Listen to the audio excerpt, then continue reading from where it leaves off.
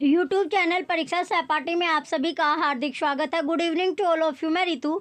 चलिए हम अपनी जो तैयारी कर रहे हैं सीटेट के पेपर फर्स्ट की हम तैयारी कर रहे हैं, जिसमें मैथ का सेक्शन जो हमारा आता है उसमें हम जो डिटेल में अपने क्वेश्चन एक क्वेश्चन हम डिटेल में कर रहे हैं। तो पहला क्वेश्चन आपका है कि 3 अंकों की अधिकतम और न्यूनतम संख्याओं का अंतर है। तो जो 3 अंक की जो अधिकतम और जो न्यूनतम संख्या उनका अंतर क्या होगा, उनके बीच में जो डिफरेंस आता है वो क्या आएगा। तो क्या डिफरेंस आएगा, देखिए 3 अंकों की अगर हम सबसे बड़ी संख्या ले, क्या ले, 3 अंकों की सबसे बड़ी संख्या क्या होती है, 999 आपका हो जाएगा सबसे बड़ी संख्या। 3 बार 9, तो सबसे बड़ी 9 होती है, तो 3 बार 9 लेते ही ये सबसे बड़ी संख्या आपकी हो गई।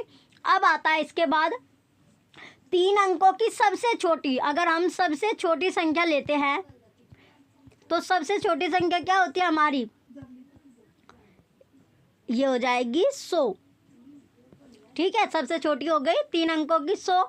तो अब आता है इसमें कि अंतर इसमें बताना है। तो अंतर करेंगे तो 999 में से जब हमने 100 घटा दिया तो कितना बचा, 899 हमारा बचता है। तो यही आपका आंसर हो जाएगा। तो कौन से ऑप्शन में 899 आपको दिख रहा है, ऑप्शन बी में, ऑप्शन बी ही करेक्ट आंसर है। चलिए नेक्स्ट क्वेश्चन है क्वेश्चन नंबर 2 कि 26 को 1/2 से भाग दीजिए तथा फिर इसमें 30 जोड़िए। फिर क्या करना है आपको, इसमें 30 इसमें जोड़ना होगा। तो इस परिणाम में से 35 फिर आपको घटाना होगा। तो आप क्या प्राप्त करते, तो फिर आपको मिलेगा क्या। चलिए इसे देखते हैं, सोल्व करते हैं इसको। जो 26 आपका है तो 26 को किससे भाग करना है, 1/2 से भाग देना है। फिर इसमें आपको 30 इसमें ऐड कर देना है, 30 क्या करना है, जोड़ना है। और इसमें परिणाम जो आपका रिजल्ट आएगा उसमें से आपको फिर 35 को घटा देना है। तो अब पूछा गया है कि आपको क्या प्राप्त होता है। तो ये हो जाएगा, जब हमने कहा तो ये 26 गुना, जिसकी क्रॉस मल्टीप्लाई हो जाती है, अगर इस तरह आपको दिया होता है, ये हो जाएगा 26 गुना 2। तो प्लस 30 माइनस के 35 आपका हो गया। नेक्स्ट आता है आगे 26 दूनी कितना होता है, 52 आपका होता है। 52 प्लस 30 माइनस के 35, तो 52 और 30 कितना हो जाएगा, 2, 5 और 3 8, 82 हो जाएगा। माइनस के 35 इसमें से हमें को घटाना है। तो 82 में से जब 35 गया तो 12 में से 5 गया, कितना बचता है, 7 आपका बचेगा। यहाँ पर बचेगा फिर आपका 7, यानी एक कैरी हमने ले ली थी, 2 था, ये कैरी लेते ही आपका 12 बन जाता है। फिर यहाँ पर आपका 1 इसमें से माइनस कर दिया, 8 में से 1 गया, 7 बचता है। तो 7 में से 3 हमें घटाना है, कितना बचेगा, 4। तो ये कितना आंसर आएगा, 47 आपका आएगा। तो 47 कौन से ऑप्शन में दिख रहा है, ऑप्शन सी में, ऑप्शन सी ही राइट हो जाएगा। नेक्स्ट आता है क्वेश्चन नंबर 3 है, यदि 45 7 9 प्लस एक्स प्लस 3 8 9 5 बराबर हो 90 90, तो एक्स का मान, तो एक्स की वैल्यू आपसे पूछी गई है कि एक्स की जो वैल्यू होगी वो क्या आएगी। चलिए इसको सोल्व करते हैं। तो इसको सोल्व अगर हम करेंगे तो यहाँ पर हमें दिया गया है, तो यहाँ पर एक्स की वैल्यू यहाँ पर पूछी गई है, क्या पूछी गई, एक्स की। ये हो जाएगा 45 7 9 प्लस एक्स प्लस 38 95 बराबर है 90 90 के। कितने, किसके बराबर है, 90 90 के। तो ये हो जाएगा 45, ये आपका, दोनों को इसको जोड़ लेते हैं। तो जोड़ने के बाद कितना आएगा, ये हमारा आता है 7 और 9 और 5 14 हो जाएगा। फिर आपका एक कैरी बचता है, तो 7 9 और 1 10, आपका 10 और 7 17 हो जाएगा। एक आपका हासिल जुड़ेगा, तो इसमें 8 और 6 14 हो जाएगा। फिर एक आपका है 4 और 3 7 और 1 8 प्लस के एक्स। अब आपका आ जाएगा 90 90, ये 90 90 आपका है।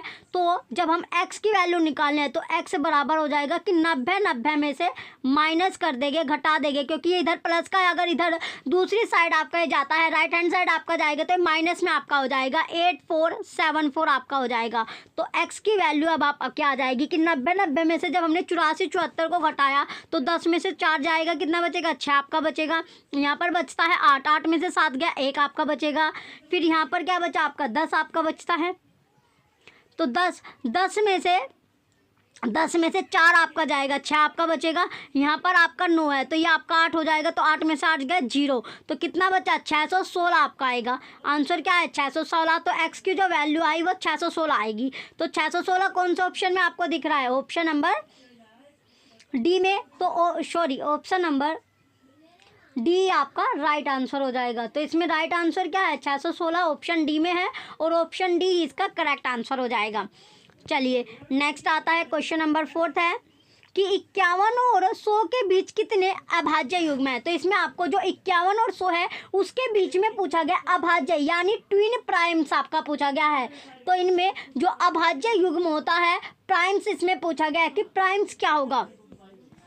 तो चलिए इसका निकालते, जो अभाज्य युग्म अगर हम निकालते हैं तो अभाज्य युग्म यानी ऐसी दो अभाज्य संख्याएं होती है जिनमें दो का अंतर हो, अभाज्य युग्म कहलाता है। किसका, यानी दो का अंतर इसमें पाया जाता है, तो ऐसी अभाज्य युग्म आपके कहलाते हैं। तो जैसे 51 और 100 के बीच में अभाज्य युग्म की संख्या क्या होगी, 51 और 100 के बीच में, तो सबसे पहले आता है 59 और 61।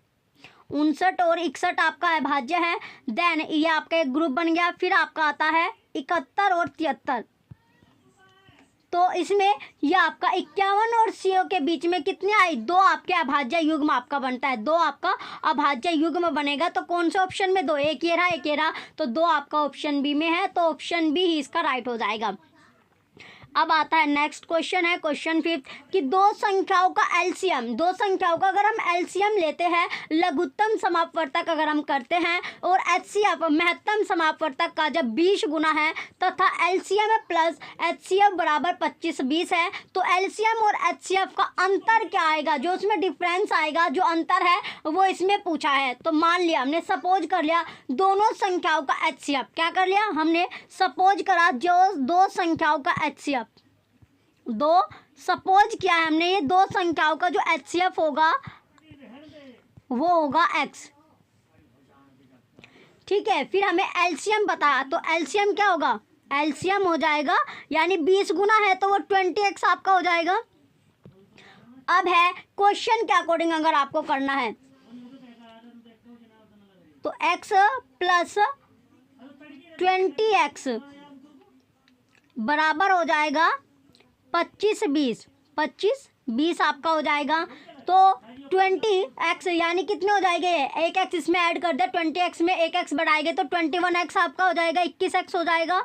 तो ये हो जाएगा 25-20, 25-20 आपका हो गया। तो अगर हमें x बराबर, अगर ये आपका मल्टीप्लाई में है तो अगर दूसरी साइड आपका जाता है लेफ्ट हैंड साइड, जैसे ही जाएगा डिवाइड में आपका पहुंच जाएगा। तो 25-20 बटे 25-20 बटे हो जाएगा आपका 21। तो 21 से इसे डिवाइड अगर हम करते हैं तो ये हो जाएगा 21 एकम 21 आपका चलेगा, 4 आपके बच गए तो 21 एकम 4 आपका बचता है। तो 4 की जब 21 दूनी 42 आपका हो जाएगा, फिर आपका 0, तो ये 120 बार आपका कट गया है। तो ये आपका आया एचसीएफ, ये क्या आया एचसीएफ आपका आया। अब हमें एलसीएम, तो एलसीएम क्या था, 20 गुना आपका था, तो जो 120 आया इसे 20 से मल्टीप्लाई अगर हम कर देते हैं तो एलसीएम था 20, तो एलसीएम में 20 आपका ज़्यादा था तो 20 गुना था एचसीएफ के। तो एलसीएम जब 20 गुना 120 को अगर हम करते हैं मल्टीप्लाई इसको, ये हो जाएगा 2400, कितना आएगा 2400 आपका आ जाएगा। तो एलसीएम में से एचसीएफ को फिर माइनस करना है। फिर इसमें अंतर पूछा है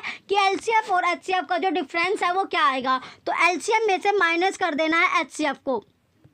तो एलसीएम था हमारा, एचसीएफ को क्या करना है माइनस। तो एलसीएम कितना है, एलसीएम था हमारा जो आया है 2400, एलसीएम कितना है 2400। तो 2400 में से माइनस कर दिया 120, 2400 में से अगर हमने 120 को क्या कर दिया माइनस कर दिया, तो कितना आंसर आएगा, ये हमारा आता है 2280। तो कितना बचा 2280 हमारा बचता है और 2280 इसका आंसर होगा। तो कौन से ऑप्शन में आपको दिख रहा है 2280, ऑप्शन डी में, तो ऑप्शन डी ही राइट हो जाएगा।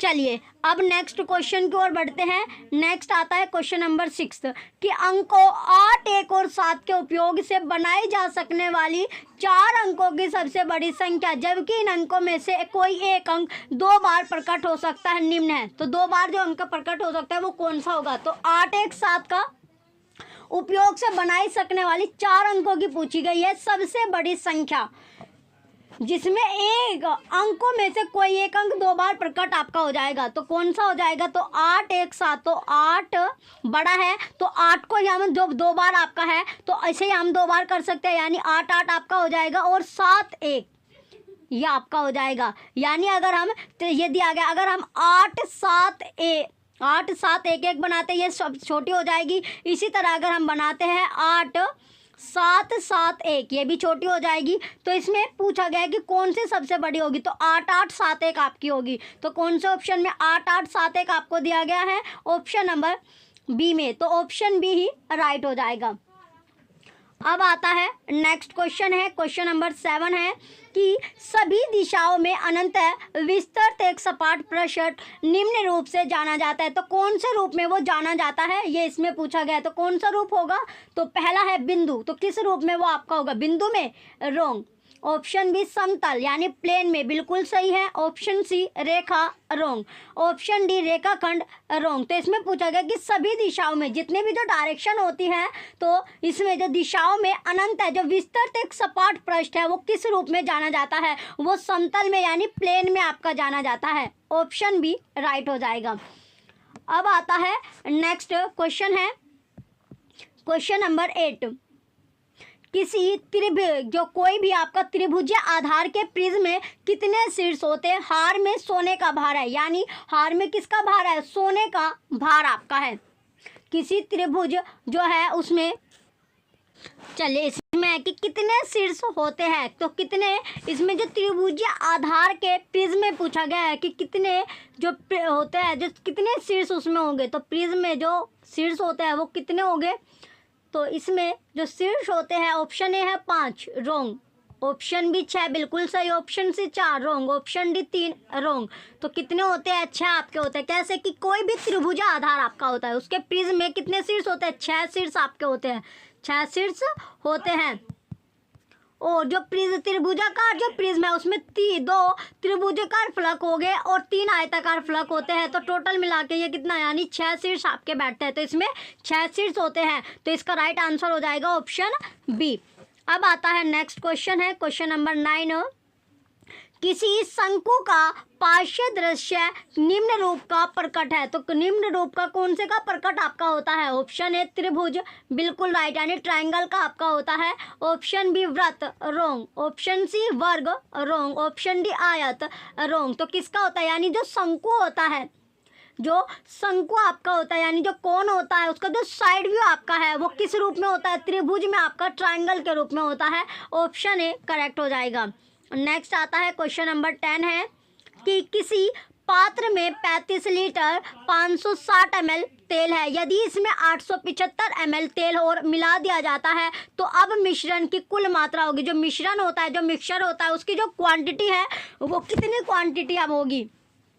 तो क्वांटिटी इसमें पूछी गई है कि कितनी क्वांटिटी अब वो मिश्रण की, मिक्सचर की आपकी होगी। तो मान लिया, यानी जो पात्र में जो तेल की मात्रा दी गई है वो कितनी है, तो तेल की मात्रा है 35 लीटर 560 मिलीलीटर। ये आपको दिया गया है 35 लीटर 560 मिलीलीटर। तो 35 लीटर 560 मिलीलीटर, 35 लीटर 560 मिलीलीटर आपका हो गया। तो इसमें प्लस कर देंगे 875 ml को, तो कितना आएगा, अगर हम 875 ml को इसमें जोड़ देते हैं, ये आ जाएगा 36 लीटर 435 ml।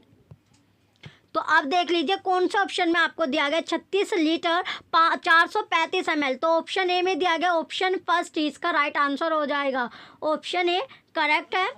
नेक्स्ट आता है क्वेश्चन नंबर 11।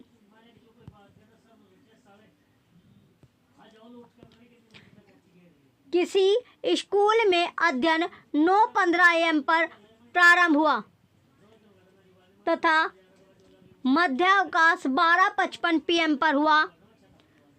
मध्यावकाश तक अध्ययन समय कितना रहा। मध्यावकाश तक पूछा गया है कि जो अध्ययन समय है वो कितना रहा।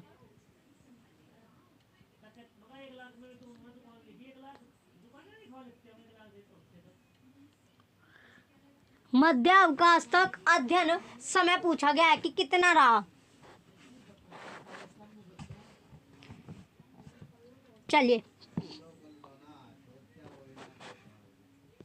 अब इसमें पूछा गया है कि स्कूल में जो अध्ययन का समय है,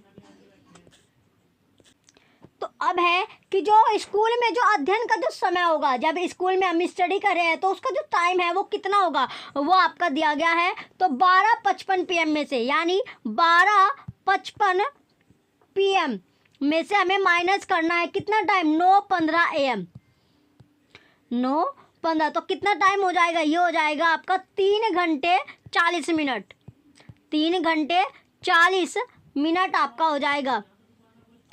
यानी मध्य अवकाश तक अध्ययन समय कितना रहा, तो वो रहा 3 घंटे 40 मिनट। तो ऑप्शन बी इसका राइट हो जाएगा।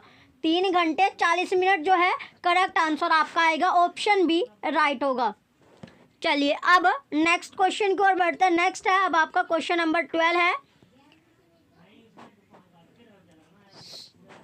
क्वेश्चन 12 है कि सोने के गले के एक हार का भार, जो सोने का जो गला है उसका एक जो हार का जो भार है वो कितना होगा, 7 ग्राम 6 3 EG 8 AMG है। यदि इसमें 3 DG 1 CG 3 MG भार के मोती है तो इस हार में सोने का भार क्या है। तो इस हार में पूछा गया है कि तो इस हार में सोने का भार पूछा गया है कि सोने का भार क्या होगा। चलिए इसमें है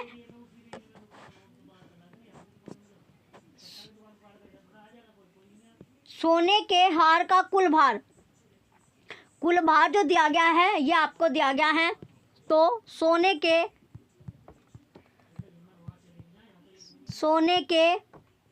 हार का कुल भार,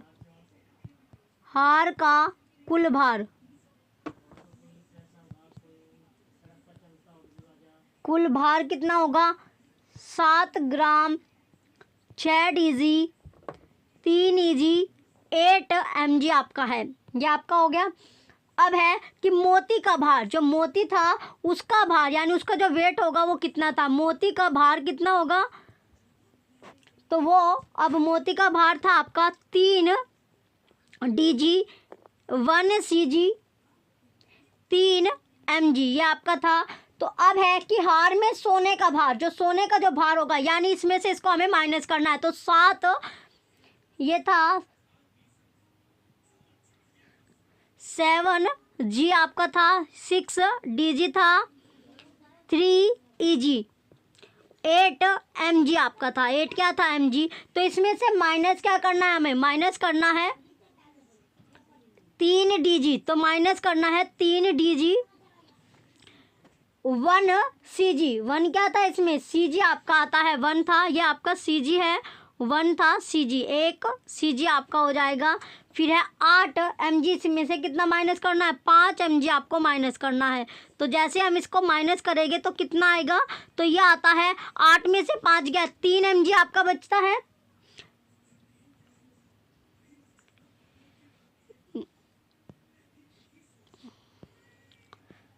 तो यहाँ पर था ये आपका 3 MG को इसको माइनस करना है। तो 3 MG माइनस करेंगे तो 8 में से 3 गया, 5 MG आपका बचेगा, 3 में से 1 गया, 2 CG आपका बचता है, और 6 में से 3 गया, 3 DG बचेगा और 7 G आपका रह जाएगा। यानी 7 G 3 DG 2 CG और 5 MG आपका बचता है। तो कौन सा ऑप्शन में आपको दिख रहा है, ऑप्शन बी में आपको मिल रहा है और ऑप्शन बी ही इसका राइट आंसर हो जाएगा। चलिए अब चलते हैं नेक्स्ट क्वेश्चन। क्वेश्चन नंबर 13 है कि नीचे दिए गए पैटर्न में निम्न में से क्रमशः कौन सी संख्याएं रिक्त स्थानों में होगी। तो कौन सी संख्याएं पूछी गई जो रिक्त स्थानों में आपकी होगी, यानी 11 गुना 13 जो 12 स्क्वायर माइनस 1 हो जाएगा, 15 गुना 17 16 स्क्वायर माइनस 1 हो जाएगा, और 30 गुना 32 31 स्क्वायर माइनस 1 आपका है। तो इसी तरह आपका आगे जो फिल इन द ब्लैंक्स आपको दिया गया इसमें गुना 46 इक्वल माइनस के 1 आपको दिया गया। तो यहाँ पर जो फिल इन द ब्लैंक्स आपका है रिक्त स्थान आपको दिख रहा है, तो यहाँ पर क्या आपका आएगा। तो यहाँ पर आपने देखा 11 गुना 13 12 गुना 1 आपका हो गया। तो इसमें अगर इसको करते हैं तो ये क्या था आपका, ये था यानी 11 गुना 13, तो ये था आपका 143, तो इक्वल आपका था 144 माइनस 1 आपका हो जाएगा। 144 में से माइनस गया 1। अब आपका अगला है 15 गुना 17, तो 15 गुना 17 कितना होता है आपका 255। अब है कि इसमें 16 का जो स्क्वायर होता है वो होता है 256, में से 1 आपका माइनस होना था। अब जो आगे आपका आता है इसके बाद जो आपका अगला है कि 30 गुना 32 30 है, तो ये आपका हो जाता है 143 बराबर 43 आपका था। इसी तरह यहाँ पर आपका 256 बराबर 256 आपका था, 256 बराबर 256 आपका था,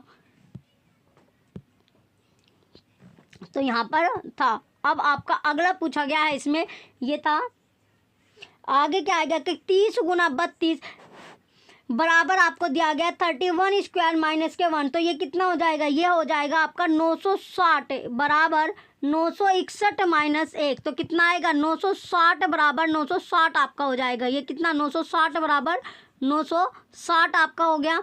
अब आता है आगे अगला जो आपका फिल इन द ब्लैंक्स आपको दिया गया, तो उसी प्रकार पूछा गया है कि अगले ऑप्शन में कौन सा आपका आएगा। तो अगले ऑप्शन में आपको देखना है, देखिए ये आपका हो जाएगा 44 गुना 46, तो 44 गुना 46 ये आपका हो जाएगा, ये था 44 गुना 46, यहाँ पर हमने रख दिया 44, 44 गुना 46 ये हो जाएगा 45 का स्क्वायर माइनस के 1, तो ये आपका आएगा, अगर इसको सोल्व हम करते हैं तो 44 गुना 46 कितना बैठता है, 44 गुना 46 बैठता है आपका 2024, तो ये होगा इक्वल, यानी 2025 में से माइनस कर दिया 1, तो ये कितना बैठ गया 2024 बराबर 2024 आपका बैठेगा, यह आपका हो जाएगा।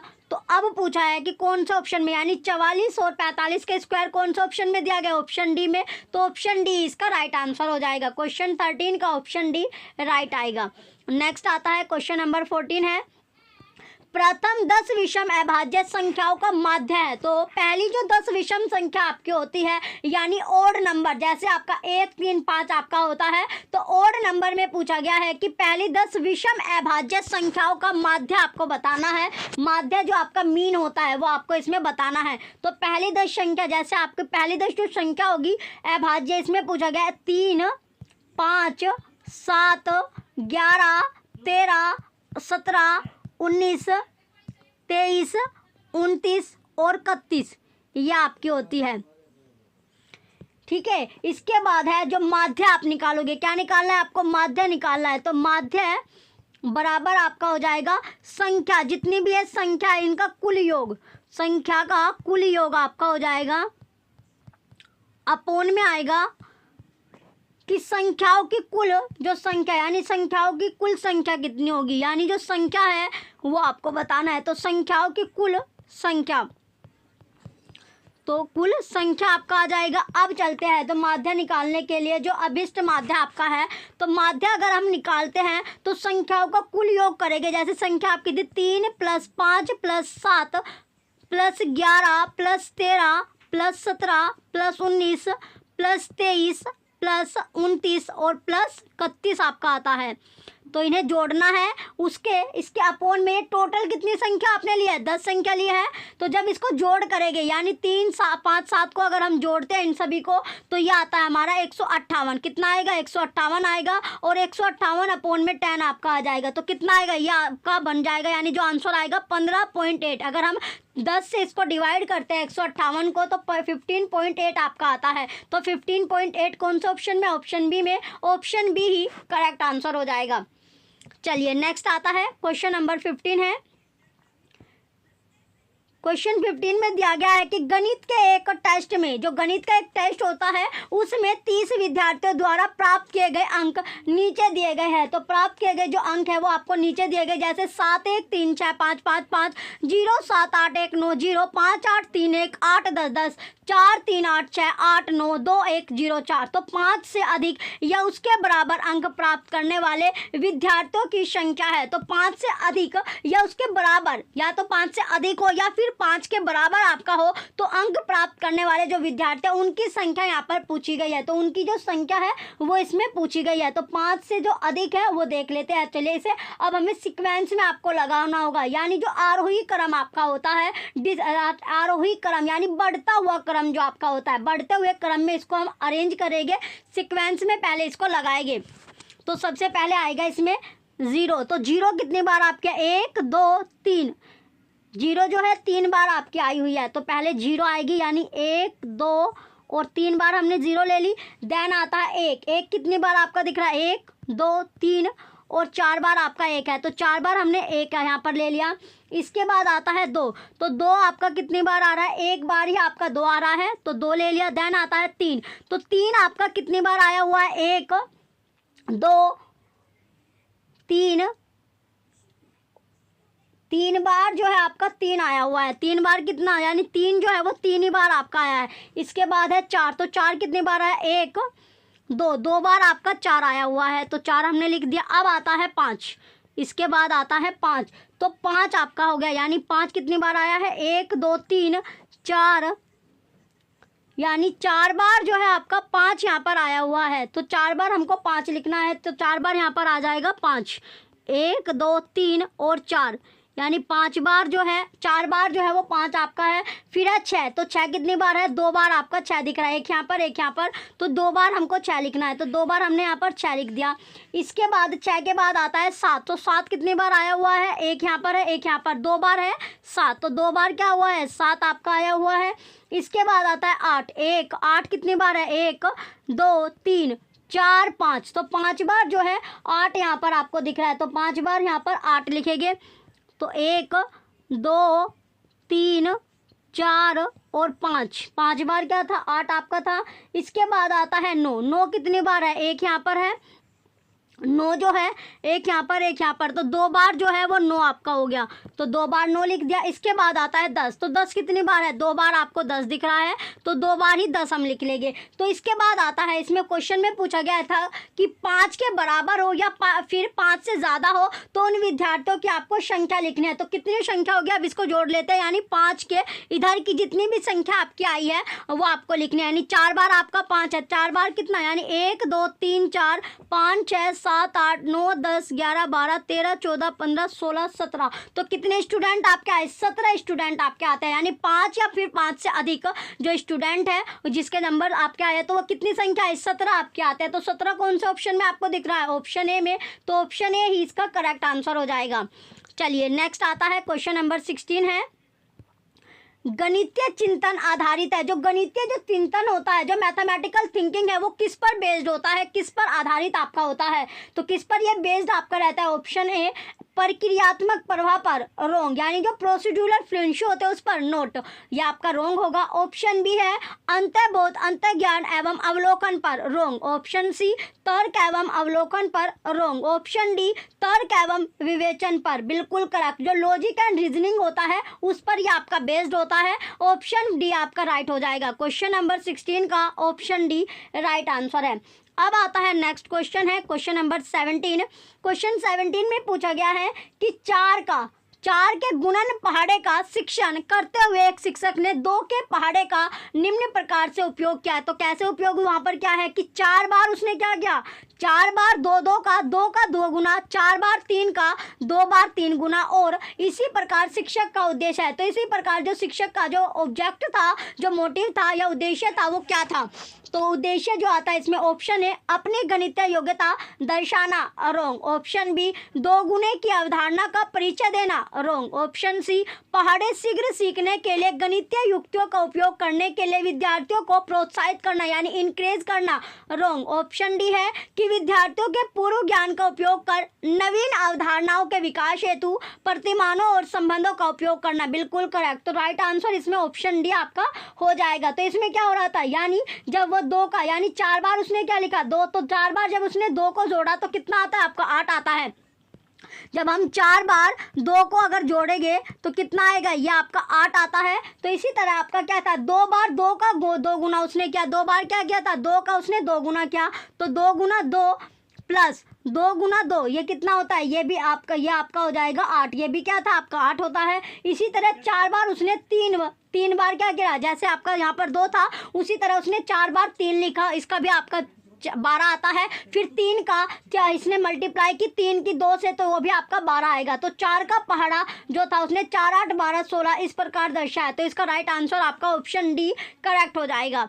अब आता है नेक्स्ट क्वेश्चन है क्वेश्चन नंबर 18 कि एक छात्र के पास, जो स्टूडेंट है उसके पास भिन्न की अवधारणा है। जो भिन्न होता है, जो फ्रैक्शन होता है उसकी अवधारणा है, वह परिमेय संख्या की, जो परिमेय संख्या होता है, रैशनल नंबर जो आपके होते हैं, उसकी अवधारणा को भिन्न से जोड़कर, जो फ्रैक्शन है उससे ऐड कर कर उसे जोड़कर आसानी से इजीली जो था वो समझ सकता था, अंडरस्टैंड हो सकता था।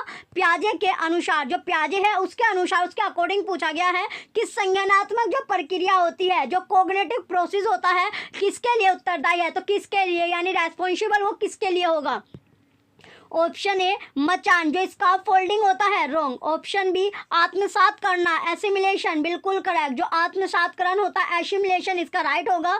ऑप्शन सी अपघटन, decomposition, wrong. Option D decentration, wrong. तो इसमें जो राइट होगा यानी वो आत्मसात करना, एसिमिलेशन करना, ऑप्शन बी राइट हो जाएगा।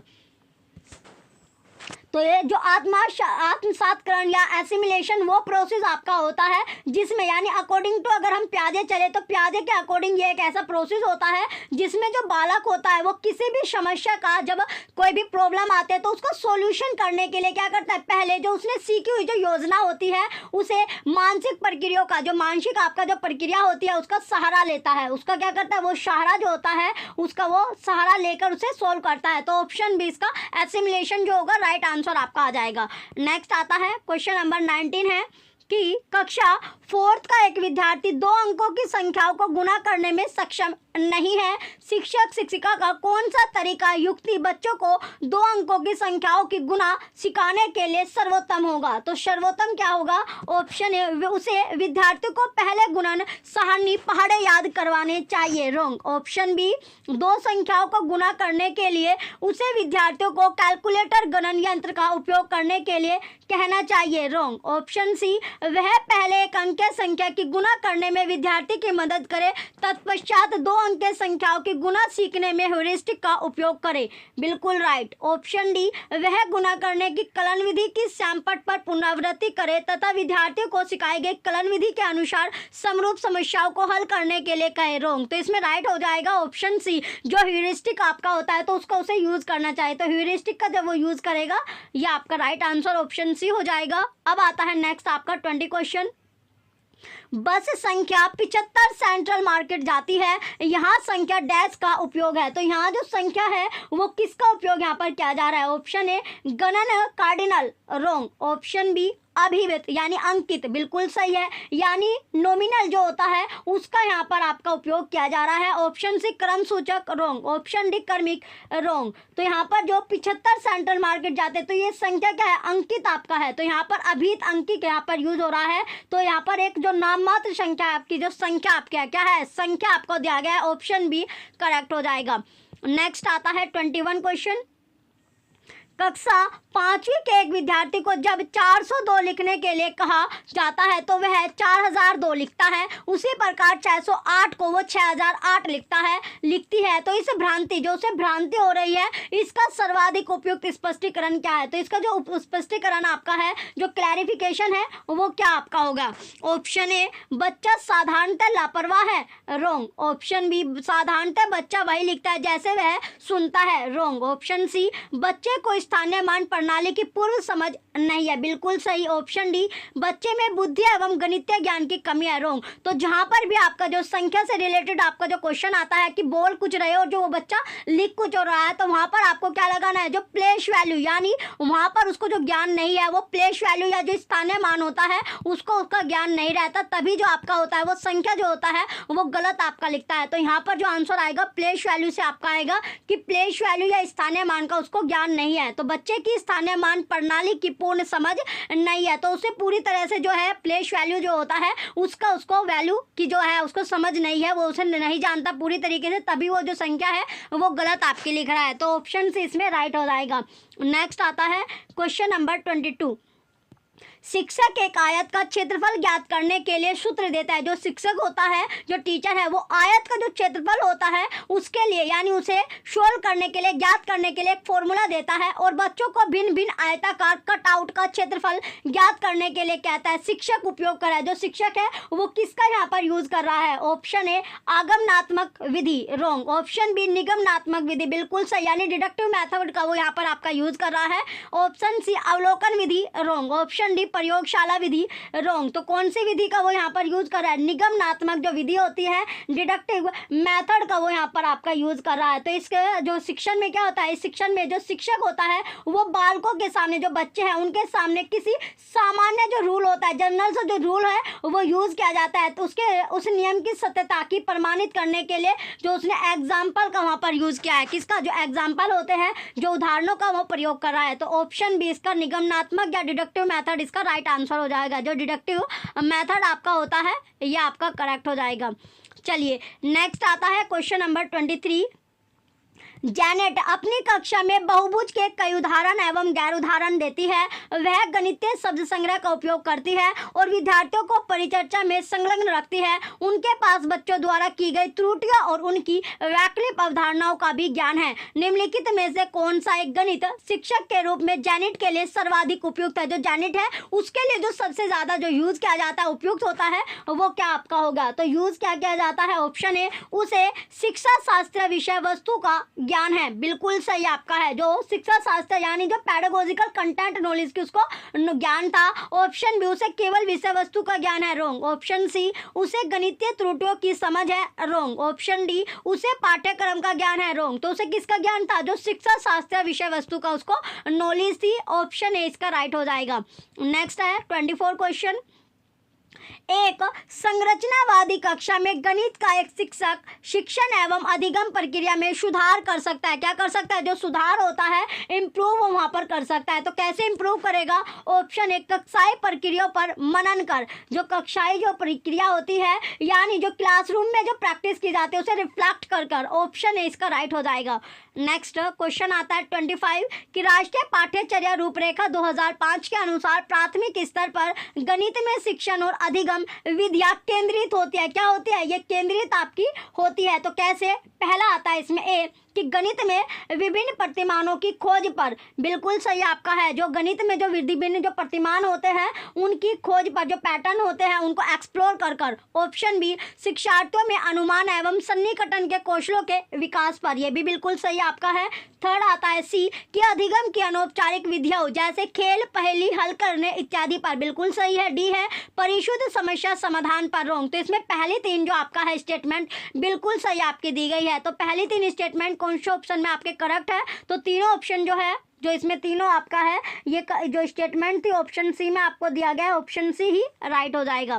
नेक्स्ट आता है क्वेश्चन नंबर 26 कि निम्नलिखित में से विभाजन की संकल्पना से संबंधित विभिन्न या विविध संरचनाएं कौन सी है। तो संरचनाएं जो होती है वो कौन सी स्ट्रक्चर आपकी होती है। पहला है, फर्स्ट इसमें आता है कि कर्मीकरण। जो कर्मीकरण है रॉन्ग, यानी ऑर्डर में आपकी चलते हैं, आपका ये रॉन्ग हो जाएगा। फिर अनुपात, रेशो, बिल्कुल सही आपका है। सी है समान संभागी, यानी समान संभागी जो इक्वल शेयरिंग आपके होते हैं, तो इक्वल शेयरिंग, ये भी आपका सही हो जाएगा। डी है पुनः व्यवस्थित करना, ये गलत। तो अनुपात और समान संभागी इसमें सही होगा। बी और सी इसमें करेक्ट आपका आता है। तो कौन सा ऑप्शन में, बी सी आपको दिया गया, ऑप्शन नंबर बी में ऑप्शन बी ही राइट हो जाएगा। अब आता है नेक्स्ट क्वेश्चन है 27 कि संख्याई कौशल के विकास का अर्थ नहीं होता। जो संख्याई जो कौशल होता है उसका जो विकास होता है, उसका जो डेवलपमेंट है, उसका अर्थ जो मीनिंग होता है वो क्या नहीं होगा। तो अर्थ इसमें क्या नहीं होगा, ऑप्शन ए संख्या और संख्या संक्रियाओं के बारे में ज्ञान, रॉन्ग। ऑप्शन बी संख्याओं के साथ साथ आकृतियों के बारे में समझ, रॉन्ग। ऑप्शन सी संख्याओं को रट कर याद करना। जो संख्याएं होती है, जो नंबर्स होते हैं, उसको क्या करके रट कर यानी मेमोराइज कर। तो ये आपका सही होगा, जिसका जो संख्याई कौशल के विकास का, डेवलपमेंट का मीनिंग नहीं होता है। ऑप्शन डी वास्तविक जीवन में आंकड़ों के प्रबंधन के लिए आवश्यक कौशल, ये भी रॉन्ग। तो इसमें आपका जो सही होगा, जो नहीं होता है, वो है कि रट कर याद करना। जो संख्या होती है, नंबर्स होते हैं, उनको रट कर याद करना। चलिए अब आता है नेक्स्ट क्वेश्चन है 28 कि प्राथमिक स्तर के गणित में पाठ्य पुस्तक के विविध जो आपका होता है, इसमें कविताएं, कहानियां और प्रतिमान संलग्न करती है। राष्ट्रीय पाठ्यचर्या रूपरेखा 2005 के अनुसार इसके लिए निम्नलिखित में से सर्वाधिक उपयुक्त कारण कौन सा है। तो उपयुक्त जो कारण होगा वो कौन सा इसमें होता है, ऑप्शन ए बच्चों के लिए गणित की कक्षा को कम उबाऊ होता है वो बनाना, रॉन्ग। ऑप्शन बी बच्चों की शब्दावली का विकास करना, रॉन्ग। ऑप्शन सी गणित की कक्षा में कुछ फुर्सत का समय निकालना, रॉन्ग। ऑप्शन डी गणित को संदर्भित बनाना और बच्चों के जीवन के अनुभवों से जोड़ना, बिल्कुल सही। तो राइट आंसर ऑप्शन डी, जो गणित को क्या करना, संदर्भित बनाना और उसके साथ साथ जो बच्चे हैं उसके जीवन के अनुभवों से इसको जोड़ना। जो मैथ आपका होता है उसको जो अनुभव होता है जीवन का उससे इसका जोड़ना, तो ये ऑप्शन डी इसका राइट हो जाएगा। नेक्स्ट आता है 29। कक्षा 5 का एक विद्यार्थी 2 अंकों की संख्या का गुणन इस प्रकार करता है, कैसे कि 17 गुना 26, 17 गुना 20 प्लस 6, 340 प्लस 102 होता है 442। तो शिक्षक या शिक्षिका को इस विद्यार्थी का मूल्यांकन कैसे करना चाहिए, जो मूल्यांकन है, जो इवैल्यूएशन है वो कैसे करना चाहिए। तो ऑप्शन ए है कि अध्यापक को इसे 0 अंक देने चाहिए क्योंकि यह गलत विधि आपकी है, रॉन्ग। ऑप्शन बी है विद्यार्थी ने एक अलग विधि का उपयोग किया इसलिए उसकी प्रशंसा कर पूरे अंक देने चाहिए। तो ऑप्शन बी इसका राइट हो जाएगा। अब आता है नेक्स्ट आपका 30 क्वेश्चन है कि गणित पर राष्ट्रीय पाठ्यचर्या रूपरेखा 2005 के आधार पत्र के अनुसार लोक कलन विधि की समृद्धता की प्रशंसा सराहना बच्चे की गणित के बोध को समृद्ध कर सकती है। लोक कलन विधि से क्या अभिप्राय है, जो लोक कलन विधि है उसका जो अभिप्राय है वो क्या होता है, यानी फोक एल्गोरिथम जो होता है उसके बारे में यहाँ पर पूछा गया है।